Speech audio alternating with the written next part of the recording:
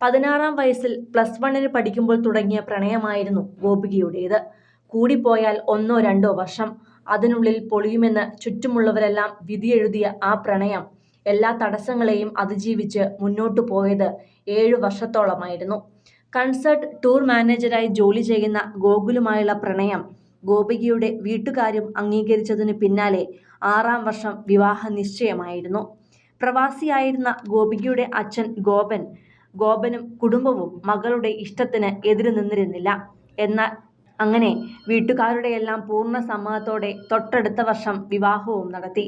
അത്യാഡംബര വിവാഹമായിരുന്നു ഇവരുടേത്. ബന്ധുക്കളും പ്രിയപ്പെട്ടവരുമെല്ലാം എത്തിയ വിവാഹ ചടങ്ങ് വലിയ ആഘോഷത്തോടെയാണ് വീട്ടുകാർ കൊണ്ടാടിയത്. തുടർന്നാണ് പത്തരമാറ്റ് സീരിയലിലേക്ക് ഗോപിക എത്തിയതും. അപ്പോഴെല്ലാം ചെറിയ കുട്ടിയായിരിക്കും, വിവാഹമൊന്നും കഴിഞ്ഞു കാണില്ലെന്ന് കരുതിയ ആരാധകരെ ഞെട്ടിച്ചുകൊണ്ടാണ് വിവാഹ വീഡിയോയും പുറത്തു വന്നത്. പരമ്പരയിൽ ഗോപികയുടെ ചേച്ചിമാരായി അഭിനയിക്കുന്ന നയനയും നവ്യയുമെല്ലാം ഗോപികയേക്കാൾ ഇളയതാണ് എന്നതാണ് സത്യം.